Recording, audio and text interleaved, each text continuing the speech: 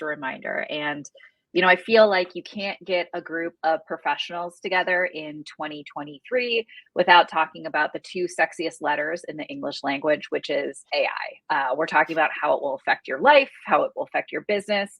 So, Rich, what are you seeing out there? What is the impact going to be on our industry?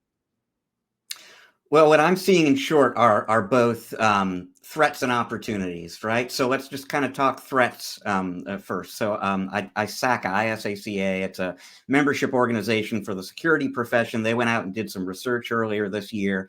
And it was something like 28% of organizations in the survey said that they explicitly give their employees permission to use generative AI at work. 41% suspect that employees are probably using it anyway, and another 35% said they weren't sure. Spoiler alert, they're all using it, right? Like everybody's using it.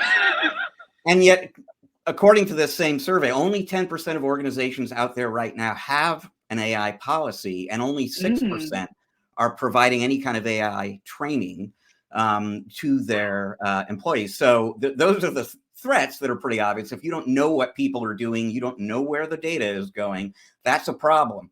It's also an opportunity, right? Like I had a chance earlier this year to talk about this issue with Jay McBain from Canalys.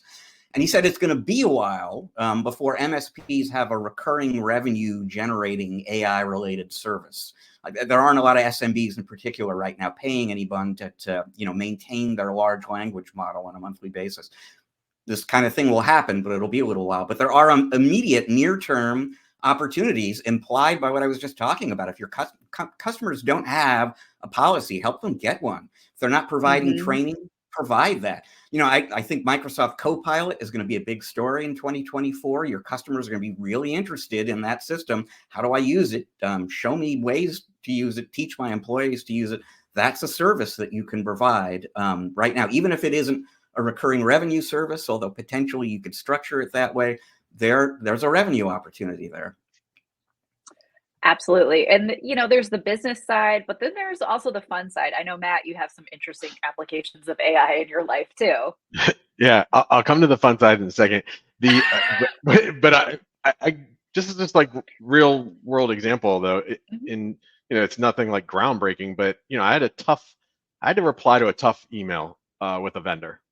And I knew what I wanted to say, but I did want to be like empathetic in my response, and I had ChatGPT assist me in framing it, and what it put together, and you make adjustments and whatever. But I was like, wow, this is a fantastic email. It got to all the points that I wanted to make, but did it in a really professional / empathetic way, and it was just really effective. So that's just something that you can use it for on a daily basis. My wife and I are actually planning a holiday dinner. So we're hosting Christmas for me, it's the first time ever. And we just didn't know what to do as far as food. And so she's like, why don't you just put in ChatGPT? So it was like, all right, ChatGPT, we have 17 people coming over, and gave it a couple of little instructions, and man, it pumped out an awesome menu with recipes to boot, like in seconds. It was unbelievable. So just a fun way to use it. And Rich, you look like you wanted to chime in there.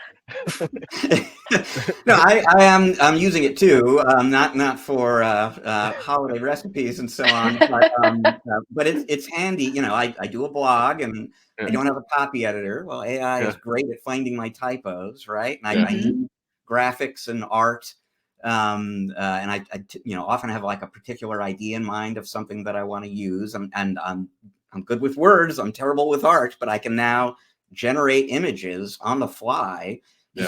Prompt through DALL-E. It's kind of amazing. So, and that obviously scratches the surface. Exactly. Yeah, it's crazy to think what we'll be talking about on this topic in a year. So stay tuned on that.